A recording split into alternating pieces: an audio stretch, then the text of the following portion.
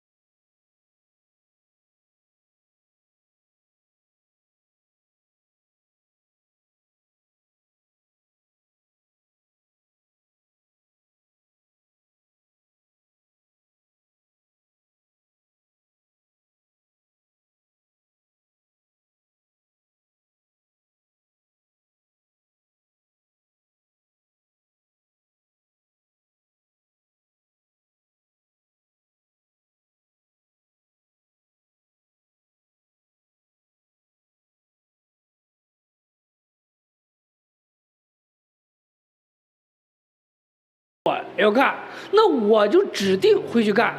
首先我没跟你确定是什么时候。我说今天呢，我6点干，7点干。你说这话，我觉得就挺混的。莎娜，我告诉你啊，我答应你我就要请你吃饭了，我可没说我什么时候请你吃啊。你别老跟我提吃饭的事儿啊。我要做饭了，你这碗站在这地方，我是可以动手洗，但是你答应，你为什么不洗？最主要的就是你洗完了之后，他还会说谁让你洗了呀？我都说我去洗了，你不自己愿意的吗？他出去跟他朋友喝酒去，我没有拦着过，我也没有挡着过。我说那你几点回来？12点。我说行，我在家等你。12点没回来，我给打电话吧，不接，挂了，我再给他打，还是不接，还是挂了，就是打了4、5个电话，告诉我在外边唱歌呢，你老催我干啥呀？我不是说我会回去的吗？我说那你到底几点回去？你老问我几点回家干嘛呀？我回去啊！你能不能别老给我打电话了？就这样。我等到半夜2点多了还没回来呢，最后3点多，临近4点了，我一直在家里等着回来了之后呢，人家说啥了啊？让你早点睡你的得了呀！啊，你管我什么时候回来呢？然后回来了又开始说你给我煮碗面吧，我在外面没吃饱，就每一次回来喝酒都是这样。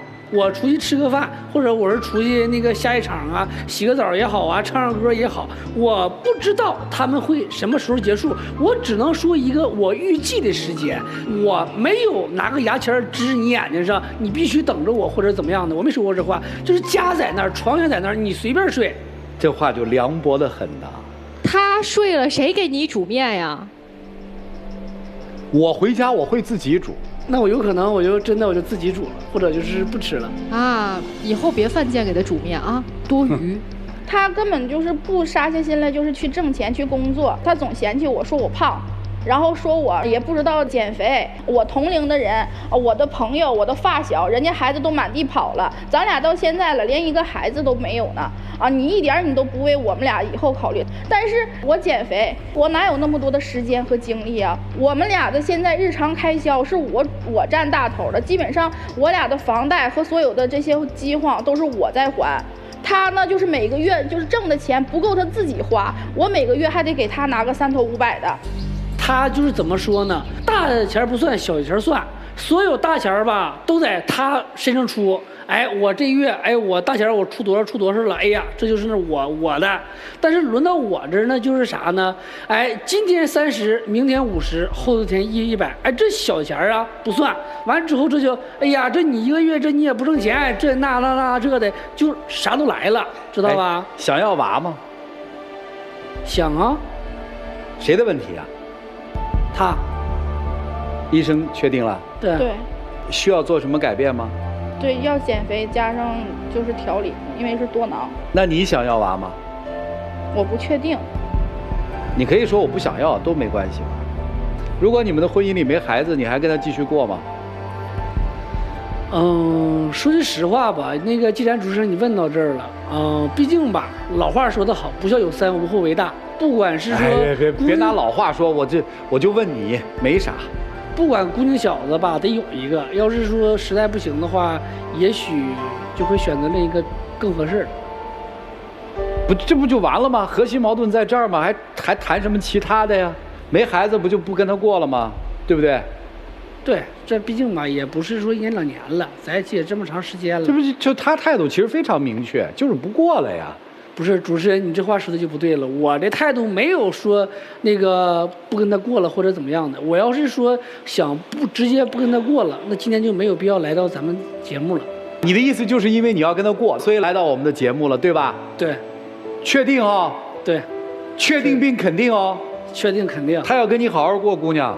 所以你能正面回答我，就是医学上有可能做母亲吗？能。只要减肥就可以是吗？加调理。对，那为什么不减呢？其实我知道大体重很辛苦的，你辛苦吗？辛苦。对，请个假呗。我请假的话，我们俩的这些债的话谁还呢？你们俩哪有那么多债务？我俩有房贷，然后再加上其实，我俩的生活吧，其实比较困难，因为我这边呢，就是我父亲不在了。然后我母亲呢也改嫁了，就是可以说，我母亲就是现在来说的话，能够帮我的也很少。然后再加上他家那边呢，他母亲也不在了。我们俩是结婚之后，他母亲不在的。然后再加上看病啊什么的，他们家养猪啥的又赔钱，就赔了很多。那个时候，我俩是把我俩的婚房卖了。谁买的？他家里出的彩礼，彩礼我给他拿回去了。结婚的时候买的3金全都卖了，然后给他家还债了，包括还从我母亲她改嫁的情况下，还给我拿了好几万块钱，就是给他们家还债，就感觉所有的压力都压实。还欠多少钱啊？还有7、8万吧。我就是为什么就是这么辛苦不敢歇呢？就是我每个月房贷加上其他的就是分着还的话，我每个月就还将近2000多快3000，就基本上全都是我自己在还。然后我还得每个月的话，他挣的钱根本都就是帮不到这个家里。然后呢，还要我每个月去给他拿。每个月收入多少？每个月5000开外吧。5000多，你为啥不还呢？房贷啊？对啊，因为他是说了，他自己能还，不用我。我们俩挣的钱是分着的。女生你挣多少钱？我也是5、6千。那个欠的那外债谁还啊？他也在还。现在吧，就是我俩个人的名下吧，多多少少都有一些，是他还他的，我在还我的。但是你们名下这些债务都是你家的债务，对吧？对，可以这么理解。我俩那个时候什么就是经验都没有，然后我俩文化水平也不高，他呢就是想说回家那个养小鸡儿，我不同意，因为我们俩没有这个养殖经验，再加上我俩什么都不懂，手里边也没有钱，还有一堆外债，谁劝都不听，哪怕我妈来给他打电话劝他说你别养了，那都不听，直接就给人家就是那批发鸡雏的人打电话就给鸡雏就送到门口了，你说我给人家拿不拿钱？我俩就是没有本钱，他那个时候送餐送外卖。然后的话，挣的这个钱，连小鸡儿吃的那个就是饲料啥钱都不够。说白了又赔了是吧？赔了。赔了多少啊？赔了就是本钱吧，也就1万多。但是这1年的时间没挣钱呢，我们2个人。那咱俩是两口子，一荣俱荣，一辱俱辱的事儿，是不是？那这就是赔了。那这要是挣了呢？是。这个时候是两口子，还房贷的时候不是两口子哈。还有就是。去年我过生日的时候，提前好几天我就说咱俩在我过生日那天，天天上班，我说那天就晚上咱俩就休息，然后出去吃个饭，然后溜达溜达。因为我们这个工作啥呢，就是可以说是按绩效算吧，就不舍得休息，能多干一个活的话就多干一个活。他呢，连着在我过生日的前3天歇了3天。就是没干活，就是待着玩游戏，在家里面5了号风的就那种玩游戏。等到我过生日当天呢，他把那一天就是排满了，一直到晚上10点多，他就是都在工作。我说你把那个活推了，我说你让别的人去干，然后我说那天晚上咱俩就出去吃个饭就行，我没要求太多吧，我说咱俩就出去吃个饭就行。他说推不了，这是推不了吗？他就是不想要陪我过这个生日。最可气的其实不是他不陪我过生日，是他跟他同事说我胖，说我200多斤了啊，一天啥也不干，就在家里边那个窝吃窝拉的就等死，就跟他的那些同事，然后就去讲究我，还让我听到了。我当时我真的可崩溃了，我的心里面就可酸楚了。我就特别难过。首先吧，我承认那时候吧，我确实是把那天，我确实是给忘了。但是现在这时候也不像以前了，哎呀，非得逢年过节了能吃顿好吃的呀。你要想吃蛋糕，现在我一天我360天我天天给你买蛋糕，只要你想吃到吐，我天天给你买。对，实事求是，我就是胖了，我就是说懒了。那然后呢？这些话你就可以当着我的面前去跟你的朋友去说去吗？跟你的同事去说去吗？什么叫当着你的面前啊？他不是当着我的面，但是我看他的手机的时候看到聊天记录了。偷看我手机，而且还不只是1次2次，我是手机和平板同时登录，他这边呢就是我拿手机，他拿我平板。就是查我聊天记录，今天查这个，明天查那个，查来查去，我也不知道他能查出来啥。那是因为你不值得我信任，所以我才查的。我啥叫不值得你信任呢？你自己做过的事儿，你难道你不记得吗？做啥了？他当时考驾照的时候，他带人家女同学来回的去那个驾校。去接送人家。那个大姐呢是啥呢？我俩是那个科1的时候，我俩考试的时候我俩就认识。她也不会骑摩托，也不会那个开车啥的。完之后吧，正好我们俩小区也是挨着小区，我俩就说好了让我送她。我天天吧就是上她家楼下去接她。这个东西吧很正常，但是吧我也没想着去背着谁去怎么样的，让她看着了。她看着了呢之后呢就。明里暗里的就说，哎呀，那个女的是谁呀？怎么样的？就说我和那女的有事儿。到最后，我找教练查那个大姐的那个资料，我查出来了，那大姐和我爸一样岁数大，都是属狗的，比我大23岁。我现在说的也压根儿都不是那个大姐呀，我说的是另一个，那个女的不是刚上完大学还是刚考上大学吗？你接没接送人家吧？早上吧6点多起早去接的吧，我当时是8点上班，我说你送我上班你都不同意，你早上起早你去接的他，当时咱俩在家里边把碗都摔碎了，我就不让你去，当天你去没去？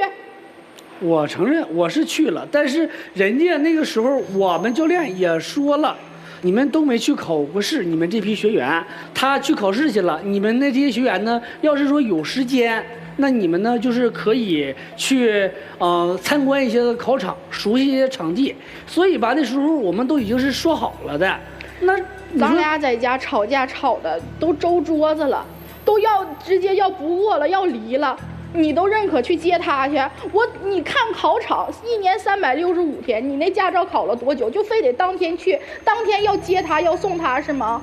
我也不想就是说趁着咱俩都是在火上的时候，我去再跟你吵一架，去再跟你干一仗。这种事的情况下，只能2个人有一个人去离开，等2个人把气儿消了之后，那也就好了。那你那意思咋的？咱俩在家把房子了了就好了呗？到现在人家意思很简单，送我上班，没说要了房子呀。他有车，我就想让你送，可不可以？因为你是我老公，这天我就挺想让我们俩待在一起的。别说我过不过生日，我今天晚上就想跟你在一起吃个晚饭，能不能吃？能，那不是赶上，那不就是吃不了吗？那不是也不能送吗？事实不就在这儿吗？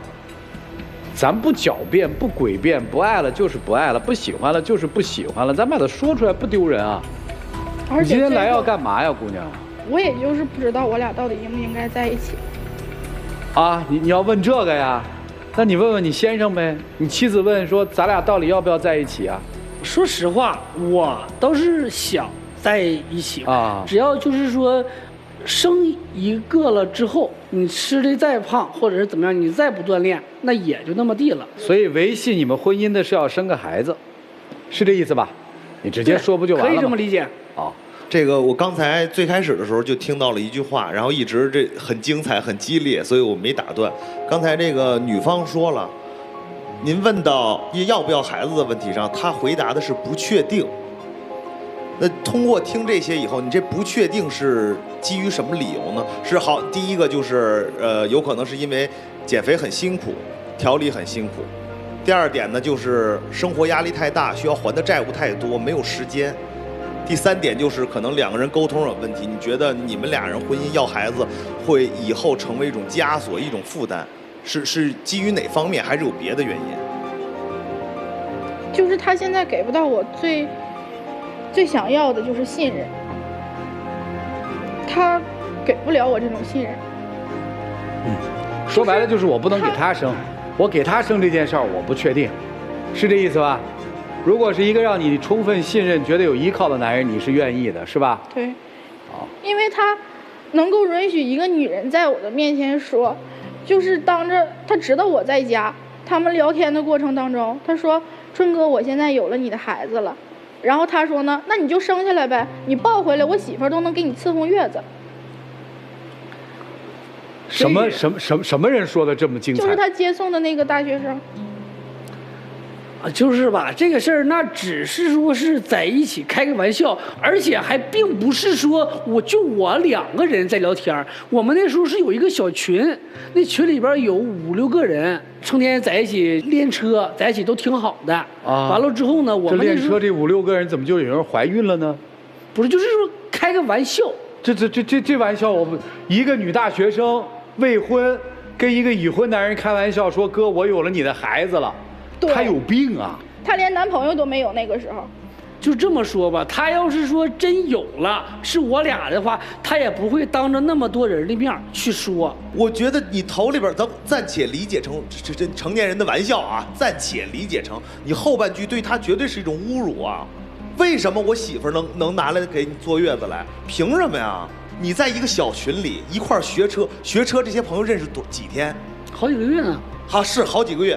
你跟你媳妇儿时间长，跟他们时间长，你拿你媳妇儿去跟他们开玩笑，那不就是一个玩笑而已吗？你觉得是玩笑，但是对人家来说不是玩笑。如果是我媳妇儿，我舍不得开这玩笑。他们在一个群里边聊天，那个群语音聊天嘛，我都在客厅呢，他也知道我在家，然后就说这种话，就是开玩笑的话，我觉得你再开玩笑，我觉得应该是有度的。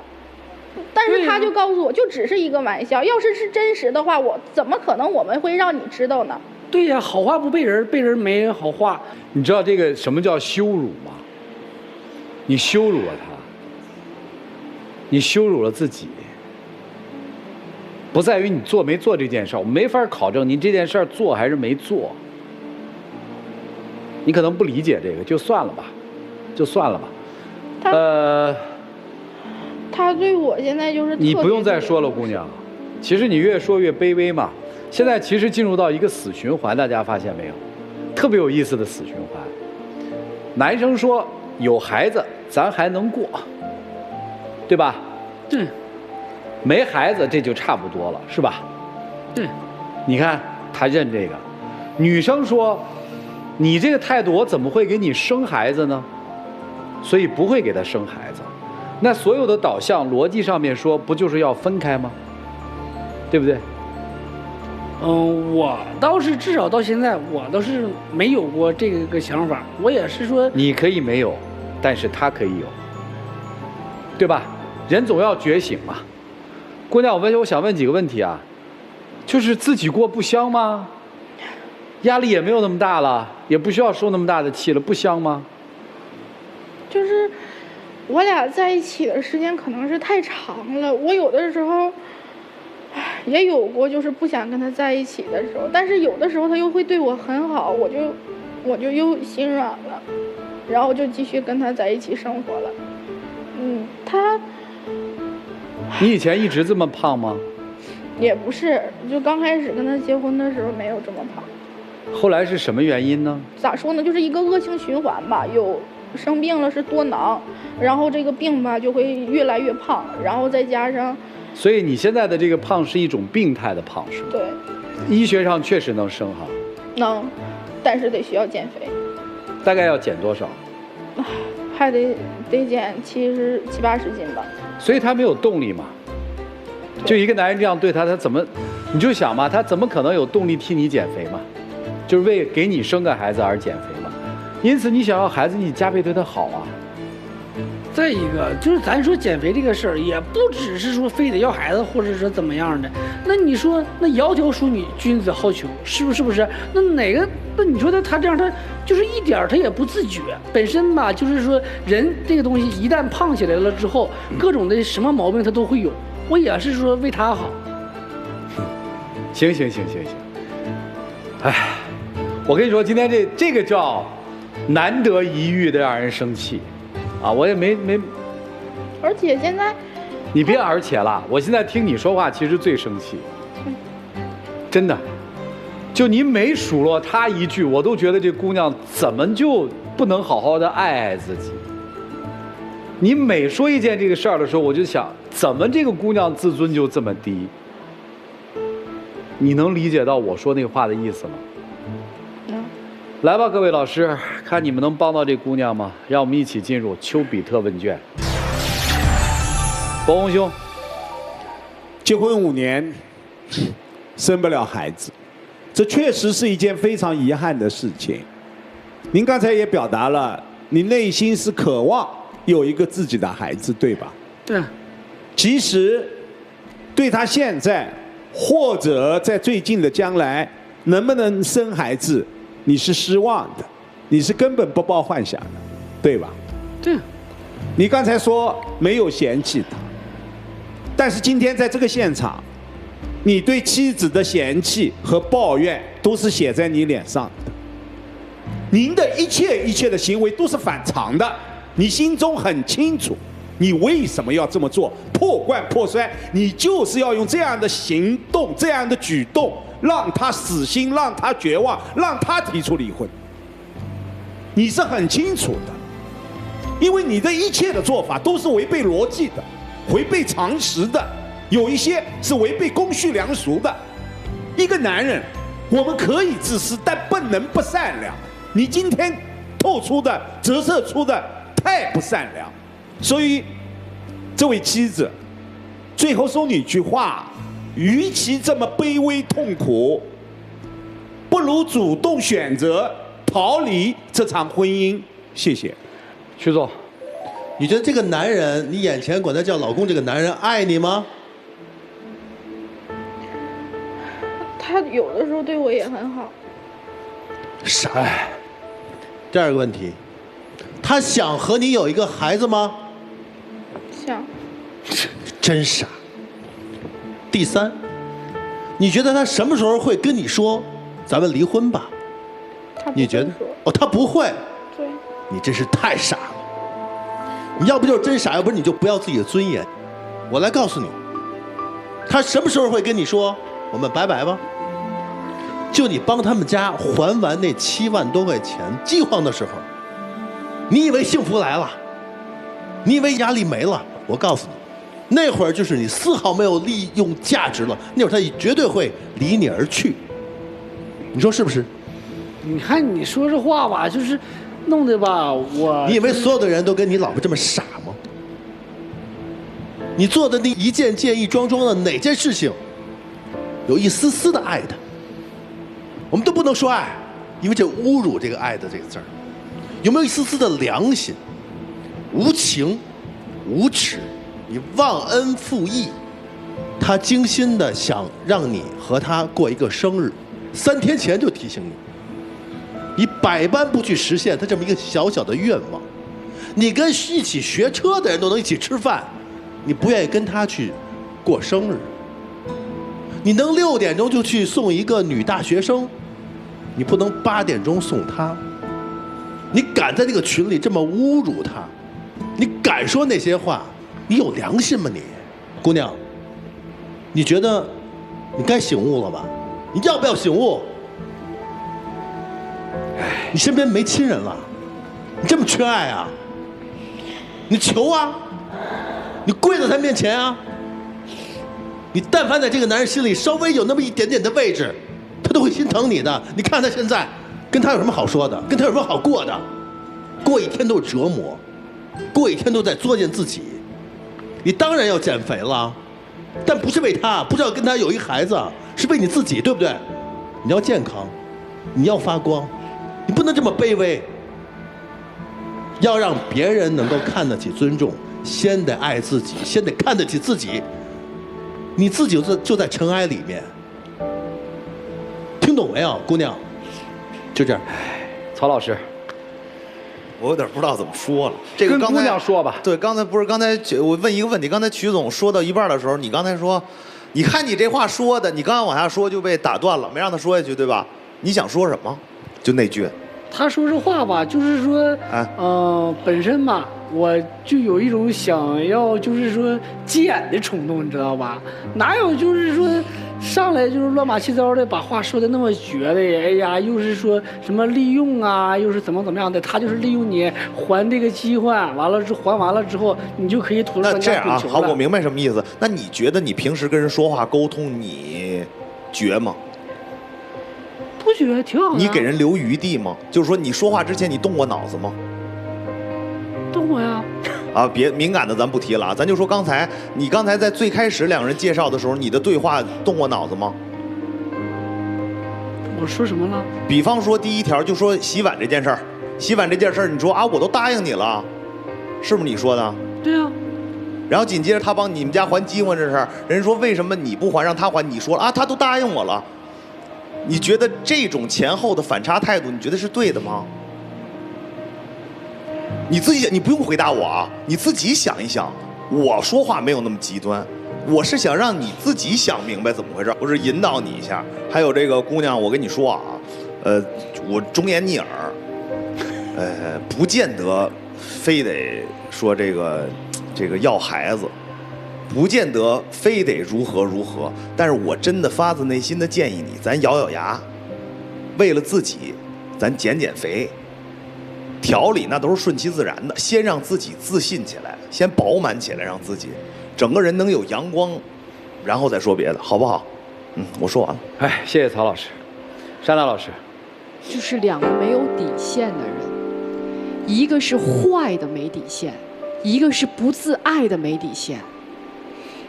你俩挺般配的，别分开了。就是姑娘，就到现在为止了，我们所有的人都已经无从下口去说他的时候，你还在替他掩护，你还在说他爱我呀，他有对我好的时候呀，所以你活该呀，所以你活该给别的女人去伺候月子呀。所以为什么说跟你说话才生气？他已经这样，我不愿意搭理他了，已经，就真的是可怜之人必有可恨之处啊！真的验证了那句话，你永远叫不醒一个装睡的人，因为你自己不愿意面对这一切，你根本离不开它，你走不出来，你也不愿意减肥，因为你没有那个毅力，你就是懒。你不对自己狠，就只能接受别人对你狠。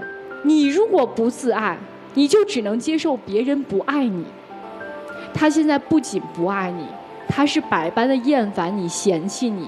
就这些明晃晃的事实摆在你的眼前，你都不愿意睁开眼睛去看一看，你也不愿意去面对这些事实，你只愿意像鸵鸟一样缩在这个沙漠里面，把头扎进去，告诉自己，给自己洗脑。现在都不是别人给你洗脑啊，不是他给你洗脑，是你自己给自己洗脑。他有的时候对我挺好的，他还是爱我的，他不会离开我的。你骗自己骗得有意思吗？不要给自己洗脑了。你减肥不是为了生孩子，你减肥是为了有一天你能够重获新生，你能够站起来告诉他，你滚远点，我不跟你过。我愿意给别的男人生孩子，我就不愿意给你生孩子。我有一天我能生孩子了，我也不愿意给你生孩子。你把他羞辱那话还给他呀，你有那个本事吗？如果你要有意识的话，早点觉醒，早点睁开眼睛，看看你所面对的这些事实。谢谢。谢谢沙大老师。你帮我评价一个人，好不好？我用客观来描述事实，你做客观评价，好不好？可以。有一个男人娶了一个女人，男人家里缺钱的时候，女人把嫁妆、房子全卖了。你觉得这女人对这男人怎么样？爱还是不爱？爱呀。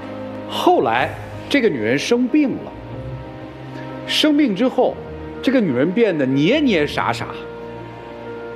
我说的捏捏傻傻，可能就失去劳动能力了，就不能下地干活了，能正常行走，但是不能下地干活了。这男的说：“你要不能下地干活哈，我告诉你，我们俩这日子就没法过了，并且说，你这人，你看你地都下不了，你还能算一个劳动力吗？你觉得这男人人怎么样？不好啊。确定不好吗？对呀。那不就是你吗？我也不傻，从你说第3句的时候我就已经听出来了。对呀，所以说你聪明啊，你这么聪明的一个人，你揣着明白装糊涂，你欺负她一姑娘干嘛？你放了她不行吗？要不然你就好好对她。哎，我今天觉得原来人还有这么一面呀，太吓人了，你知道吗？就太吓人了。你想想看，这是一个什么关系？你想想看，他胖，如果他真是懒，你没听细节是吧？这是病态的胖啊。有没有陪他好好去看呢？有没有带他好好看病啊？有没有陪着他一起去减肥？因为你也想要孩子呀，有没有做呀？做了吗？哦，那行，你真好，你们好好过，祝你们幸福。来，一起进入192就要爱真情60秒。反正吧，就是我吧，我也知道我有一些方面啊，或者是说怎么样的，确实做的就是差强人意也好，或者是说让常人难以理解也罢。但是吧，我认为呢，至少我对你对这个家吧还算忠诚，我也没有想过因为某一些事儿啊去影响咱们俩之间的，或是怎么样。都说吧，孩子是一个家庭的纽带，我希望呢这个纽带吧能有，而不是说像咱们的这样的，就是说哪怕以后是说没有，但是吧我也想在就是说这个期间而看到你的努力，而并不是说像现在的这样的。每次总是说要求我的努力，那你的努力又在哪儿呢？哎呀，就反正哪儿软弱往哪儿捅嘛，醒醒吧，没别的，谢谢两位，请回吧。电视机前的观众朋友，我们栏目的唯一官方报名热线是0223606301，情感困惑的观众可以来电报名，不收取任何的费用，小心被骗。来，博宏兄，在一场婚姻当中，如果说良心和善良没了，这样的婚姻早解体，早得安生。算不出，说不出，而且女生管他要钱，给他们家还的那个钱多一分都是浪费，多一分都是傻，那不是感情。我这回耍个鸡贼，我不说了，因为我突然想明白了，怎么都对。刚才他们俩这个状态，最后的结果怎么都对。好，表达完毕。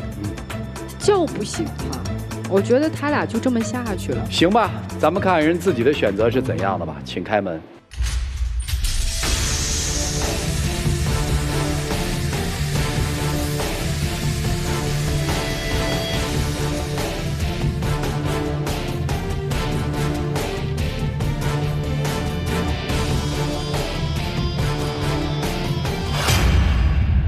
面对这种选题的时候，真的特别无奈，一声长叹。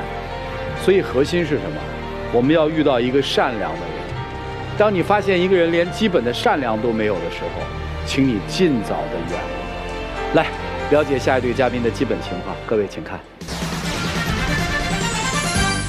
在一起交往2年了，现在发现他花钱大手大脚的，很不顾家，这让我无法接受。我一个人自由散漫惯了，还是很希望有一个人能陪伴我。他还经常吹嘘，答应我的事儿吧，经常不能做到，做事情也不是和我商量，就自己就决定了。我很喜欢他的温柔体贴，很希望能和他一起度过余生。有请这对情侣，有请。胡先生54岁，来自辽宁传媒行业；孙女士52岁，来自辽宁退休。有请两位，有请。欢迎两位哈。你好。打算要结婚了，碰到了问题是吧？对。所以今儿才来这儿的是吗？是。谈恋爱谈了多久2年。怎么认识的呢？在一次会议中。谁追的谁？是我追的他。当时看见他的时候吧，就是觉得就挺有眼缘的。通过主持人呐，管他要了电话和他的联系方式。我就这么联系上了。谈了2年，打算结婚了。现在就是有点矛盾，完所以说请各位老师啊开导开导，解决解决。处了2年之后，觉得问题要是说能解决的话吧，还可以往下走；要解决不了的话，我现在真不知道怎么办。都发生了些什么？我18年离婚了，然后我女儿吧，就是她不希望我再找，我就觉得前半辈子都给女儿了，后半辈子给自己吧。挺好。我还是希望再找一个伴儿。她对我还是可以的，挺满意的。但是这在相处过程当中，我发现的问题就是越来越多，矛盾也就是从近期吧开始就是就强化就激化了。首先就是说，他答应我的事情，他没有办到。他当初认识我的时候就说，我们俩要是说处了或者说结婚了，我们会有一个自己的房子，这房子就是可以写你的名。然后我说啥时候啊？最后他说那就是快呀，年底就把这房子就能下来，然后写你名。我们就是有一个这样的空间，自由空间嘛。我说那也不错，也挺好。但是呢，到现在了，就是当时是年底，是我们认识的时候，也就是6月份吧。当时年底也就半年呗，结果没事儿。到第2年呢，这转过年了，又1年了。今年是这年了，还没有动静呢。当时我认识他，确实是想这么说，但是吧，我这人离婚20多年了，有点独立惯了，散漫惯了吧，不希望别人管我。就这1年多，我有一些应酬多呀，他就管我，我就是挺反感的。您有孩子吗？有孩子，男孩。哦，对您再婚的什么意见啊？他不反对，以前反对。也不反对。所以您说没买房子，其实是因为您觉得相处下来不合适，所以没买，是吧？对。他的意思是说您老管他，他觉得不合适，有分歧，所以人没买，不是人家故意的这个不兑现诺言。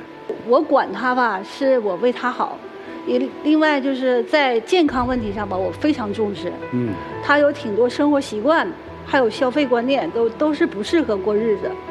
就是2个人生活要在一起的话，最起码的你家以小家为主吧，你不能说你其他的什么亲朋好友啊，什么婚丧嫁娶啊，这些事儿你都去参加，然后是天天没完没了的，几乎一周能有4天5天吧。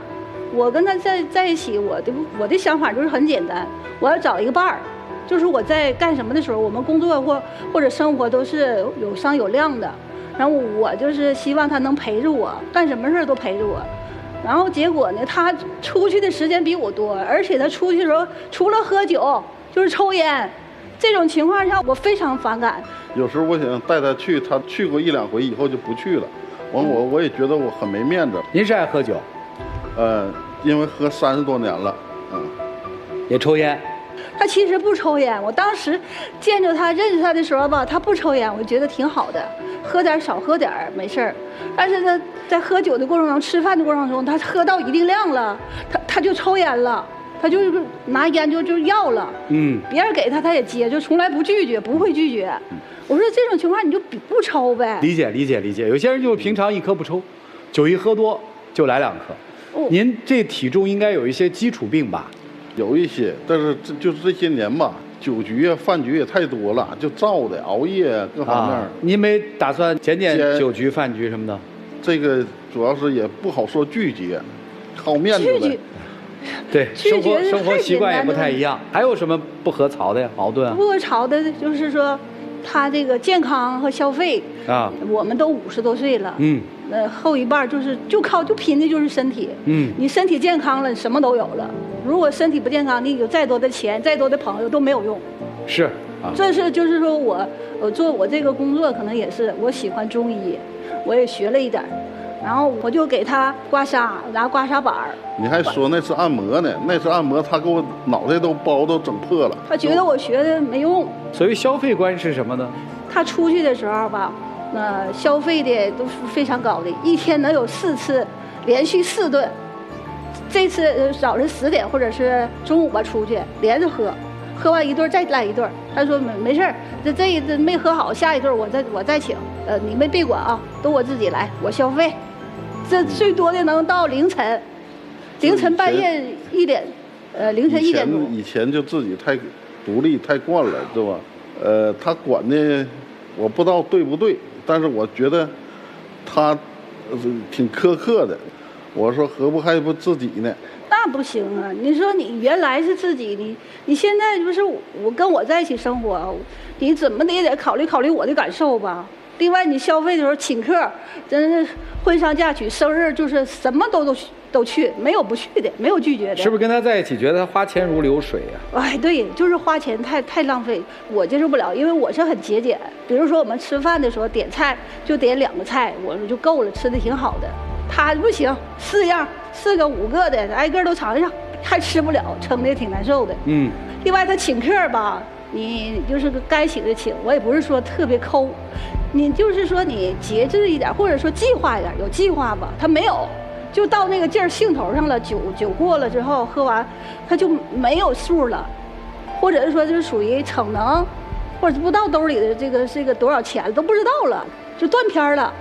然后就知道我大方，我男子汉，我给这个花给那花，我朋友多，那一桌16个人花8000，反正我是接受不了。听懂了。这么多年都没打算结婚？我是95年结的婚，98年就分手了，跟前一段婚姻。我父母给孩子带大的，父母就是心疼这个孙子呗。就不想找后妈，老跟他说就是，不能找后妈，是这样。期间找过一个，孩子也是不同意，那时候小，那时候10多岁，现在是20多了，他现在不反对了，但是我觉得也不赞成。您现在跟谁住啊？我现在是自己住，独立的房子，所以这么多年其实就一直没找，一直没找。过惯了是吧？对。您觉得还有必要再找一个人管您吗？还是希望找个伴儿，因为年龄大了，挺孤单，希望找个什么样的伴儿？找个就是听我话的，别管我的伴儿。我是想就是按照您现在的这个生活方式，有一个人坐在您旁边，您喝多了，他从您口袋里把钱拿去买单，然后能踏踏实实的给您服侍上床。对，是这意思吧？是就可以了。就是您说我们今天出去，他就陪您出去应酬，对吧？对。哎，您说我喝多了，他就知道买单。是要这么一个人，对吧？对。听明白了。您显然不是吧？我不是。因为我是觉得两个人生活在一起嘛，有商有量的，一起晨练啊，或者是一起上市场啊，或者溜弯。那为啥不跟他分开？他还是挺体贴的，就是说，同龄人，我俩在一起，就是说他，在性格方面也是挺开朗，然后就是，但是脾气有的时候挺暴躁的。在我们相处的过程当中，他体贴的多，然后呢，也挺大方，这个是我前夫是没有的。所以上一段婚姻大概在经济上面比较紧，是吧？经济上也可以吧，只不过就是说他太抠了，就是这种情况下，我也是属于朋友是亲戚呐，还有社交啊都有，但是说你有必要的去，没有必要就不用去呗。他俩是属于截然不同的，一个是太抠了，这是家里的事，他是属于太大方了，朋友满天下。所以他吸引您的就是因为他大方和有朋友呗。还有就是他挺体贴的，年龄我们就是能谈到一起，说到一起，工作啥的。这不老喝酒吗？他人脉特别好，他的工作就是我们正好能搭上档，就能合作的挺好。那就做生意合作伙伴就好了，干嘛做恋人呢？说恋人呢，因为我们都彼此都是单身，就是有这种需求呗。我们体贴，互相体贴，互相照顾。他有病，或者是说他喝酒喝多了。我照顾他。对呀，如果虽然我万分不愿意照顾，但是你说能不照顾吗？是啊，那就按您这想法维持现状就好了嘛。你用他的人脉，你照顾他，他也没有说人家立刻现在要娶您，我看人家也没有娶您的打算呀。我想就是我们这个阶段哈，如果能有所改变的话，能不能就是我们能怎么样才能进一步，或者是能？其实说白了就是您还想嫁给人家嘛，你想让人娶您嘛。那是后话呀，但是现在这个阶段就是属于瓶颈期了，就是他要是说没有改变，没有什么变化，我们这始终是这样的话，我就觉得以后就没有什么希望的。对，您是就可以改不了这个事。您其实可以离开了，就非常直观的跟您说他改不了。人品还是可以的，很正直，很善良。那善良不就挺好，这就没问题了。他的缺点就是好喝个酒，人品善良，条件不错。那脾气暴躁我也受不了。另外家务一点不分担，家里东西放哪儿了，他一概不知。我不知道什么东西放哪儿了，全得是我。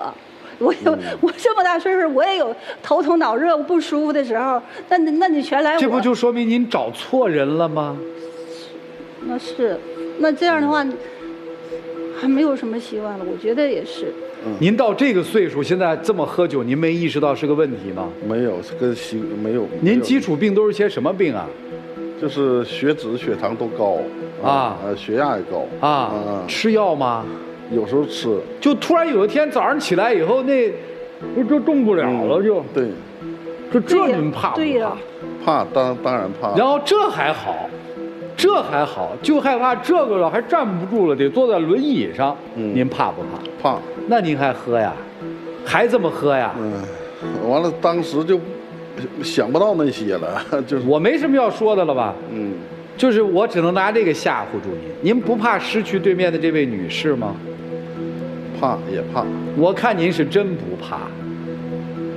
我没发现怕，我没发现怕。行，来吧，老师们，你们看看应该怎么办吧？给分析分析，看看怎么做。我觉得挺难的，就是肆无忌惮了。而这位大哥就一句话，这么多年了，我都是一个人，我惯了，对不对？让我们一起进入丘比特问卷。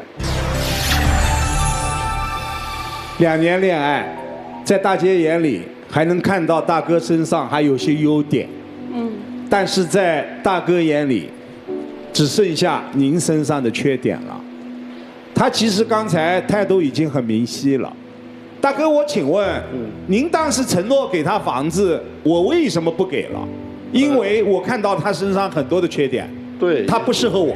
对，那您这是不是在耍他？是不是在骗他呢？不是在骗他，我觉得刚开始吧，我确实想把我以前的2个房子卖掉。完后一看他老管我，老不跟我一条心。恕我直言，您所盼望的，不管你，都听你话的老伴，这个世界上很难找。你这样的标准，这样的标尺，随便怎么量，量不到一个老伴的。您只是找一个伴嘛，是吧？对，开心就一起呗，不开心一拍两散。但是他是顶真的，当真的呀。所以你们两个人一句话不是一路人，两个人找错了。所以今天一拍两散，最好的选择。谢谢，谢谢于老师。曲总，大姐挺看重那套房子，是吧？最起码就是两个人生活在一起得有一个定所。哦，您现在住在哪儿？我现在是住在自己租的房子啊。啊，您退休金？退休金不多，1000多块钱。那大哥现在是有收入，对不对？有收入。那这么花费，你看16个人8000，您挣的不少，多少钱？挣1万多吧。哎呦嚯，不少。那这钱现在是在你们谁手里？在他手里。在我手，但是他要回去了，因为有生日，有什么婚丧嫁娶了，就管我要了。就是说，其实不是您管钱，虽然交您手里了，支配权是放我这儿了，对，说的挺好。但是呢，结果呢，我没花多少，我就加点，就是吃的，就是这些简单的，剩下都是大头都给拿走了，所以钱也没要到，房子也没给。是啊，您慌了。是啊，我就觉得我太没有安全感了。是太没有安全感了啊！我不认为大哥不懂，大姐管是为你好。刚才川儿问了嘛，哎呀，你怕不怕那个生病？当然得怕了，对不对？这么喝下去，不病才怪呢。您嘴上说想找一个听你话、别管你的，我认为这是托词。您这是要跑，您这是已经打定了主意，不想跟大姐再处对象了，是还是不是？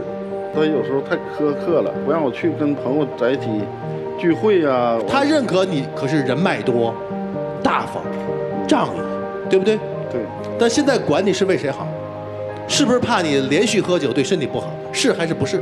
是。你不是不知道。是，但所以大哥，我认为啊，如果大姐对你这么好，我们不能还以她好的名义说你不对，这就不讲良心了。如果你真是有什么阻力，甭管是来自于父母，来自于孩子，对不对？现在父母也不希望我们在一起，所以你就直接说原因吧。可以分开，但是我们必须得对得起对方这份情，咱得能认人这个好。但是对不起，我们不合适，或者说我们有阻力，我们感情没那么深，我们要分开，直接说，有话直接说，好不好？好，大姐，注意听一会儿1分钟的表白，他要说什么，好好想想啊，这不上赶着。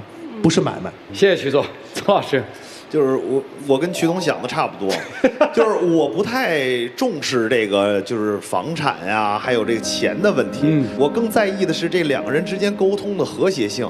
这个借口已经有了，因为这边管得太严，不让我放松。但其实这个不是借口，人家管你这不是好事吗？对一个生命去负责任。所以我刚才也在想，怎么想我都觉得，都到这岁数了。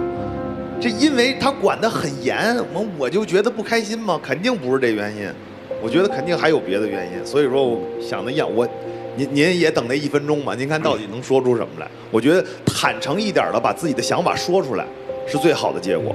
那我说完了。沙娜老师，人的欲望挺可怕的。您今年52岁是吗？啊，是。您看着跟25岁小姑娘一样，就怎么一男人跟您说，哎，我买房写你名儿，马上就跟人家特别好。就开始要掌管人家的一切，来钱交给我，来你的生命健康我负责，你算老几啊？您都52岁了还没活明白呢。就一个男人跟你在一起多长时间，就能给你承诺说买房写你名儿，就为这一句话，现在还跟他较上真儿了。你不是当时答应我写我名吗？那你们俩写名也得建立在我们要结婚的前提基础下吧？不结婚我写你名儿，咱俩分手了，这房算谁的呀？那对呀，对呀，这不是基本的法律常识问题吗？你怎么还能有这个贪念和这个幻想呢？房子要写我的名，你现在没有实现诺言。您是25岁第一次谈恋爱吗？但我这人心软嘛，你心软啥呀？希望我周围的人都健健康康的，最起码呢，我们在一起生活或者陪伴，能更久。那你管别人去啊？你管他干嘛？为什么管他呀？我觉得他要这个男人给了你很多的承诺，因为这个男人给你的条件是你之前没有的。你如果是奔着这个来的，你就要满足人家的要求，对方要什么，我能不能给？我给不了我就走，不能我既想要，你还得按照我的要求来，那可不就跑吗？那他也会想呀，我每个月把钱都给你了。然后我今儿有个应酬，明儿有个婚丧嫁娶，从你这儿再往回拿钱，磨磨唧唧，这个不行那个不行，明天还说我这个不能去那个不能去，天天唠叨我，那我图啥呀？我也这个年龄这个岁数了，我最后找一个人管着我，我没有自由，我挣的钱我还花不了，所以呀，他要跑啊，就很简单，就是女士，你没。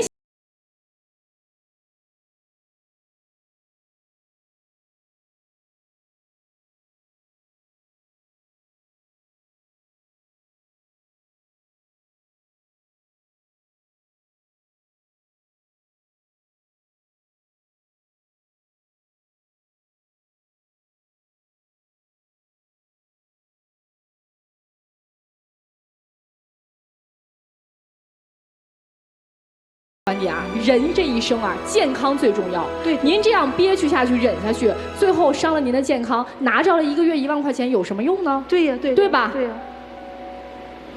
哎，大哥，您这就属于这个无情啊！你看上的时候猛追啊，各种瞎话张嘴就来啊，把人都给骗了，您准备颠儿了。我倒回头我劝你一句，您得珍惜这个，这要不珍惜。就哄着您怎么开心怎么来，现在那房子是不是人也弄到了？万一人家再给你领了个证儿，再陪你天天这么喝，明媒正娶啊，财产还落手里了，人家善良啊，人家是真关心您的身体啊。您要逗着玩，今天就跟人大姐说，我就是跟你玩的，行，对吧？人家也接受这个。对不对？我接受了吗？我傻吗？我单纯吗？我翻身就走，我也不跟您纠缠了。您好好想想，后半辈子到底要什么样的生活？反正这样肯定不行，就至少别再那么喝酒了吧。然后把话跟大姐说清楚，咱不藏着掖着，你别老吊着大姐。你这吊着大姐心里还挺难受的，因为在大姐的心里，这要真跟您好上了，大姐是要改运的。你想是不是？对，我1个月1000多的退休金，我现在还租着房子，我要嫁给你了，那房子就是我的，是不是改运的？对啊，有什么咱说什么，都到这个岁数了，好不好？好，大姐反正就接受生活的一切安排和赠予吧。下一步就是这个，越是到这个岁数，大概谈恋爱越应该慎重，要的越少，得到的越多；要的越多，一般得到的越少，好不好？让我们一起进入。192就要爱真情60秒。虽然我们认识2年多了，但是我也很矛盾。我因为这些年呢，就是自己呀，也是独立惯了。这次吧，你把我找到这个栏目组来解决问题，但是我还是这个观点，我还是觉得我们。再看一看吧，再思考一下。我还是觉得我这么做是对的，我观点没变。那你观点没变，那我也是没有办法。我现在是属于无奈。但是我们毕竟2年走过来，也经历了不少事儿，风雨啊，还有开心呐。但是我就觉得以后。开心最主要，身体健康最主要。如果我们在一起不开心，或者身体有什么异样的话，因为我们俩，那我肯定我也要再考虑了。谢谢2位，请回，谢谢你们。来吧，听听预测吧。这还，你别说这大姐还真的这就是很执着啊。所以大姐不能再糊涂了，大哥也不能再这么玩事了，双不出。徐总，大哥肯定是不出了，大姐。出来啊，还不行啊，曹老师纠结，大哥肯定是不出来了，我也是在纠结这一侧啊，都清醒吧，双不出。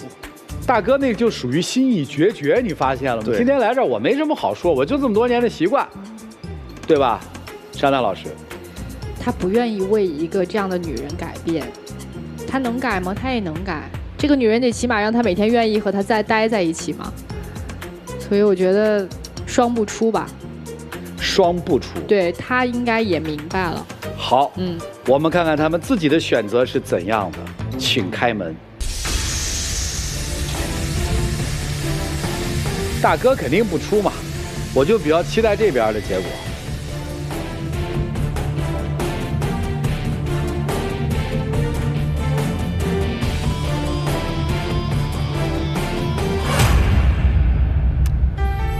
特别好，特别好，特别好，这个是一个最好的结果。最好的结果在哪？让大姐明白了，这就是做了一场梦嘛。未来在生活道路当中，咱少做梦，务实一些。既然到了这个岁数，还期待有一段比较美好的情感，那就是把自己想要的说出来，坦诚的面对对方，别人可以接受，咱试着交往，也别太快了。祝你们找到后半生真的值得你们托付和相伴的人。也谢谢电视机前观众朋友的收看和陪伴，我们下期节目再见，谢谢大家。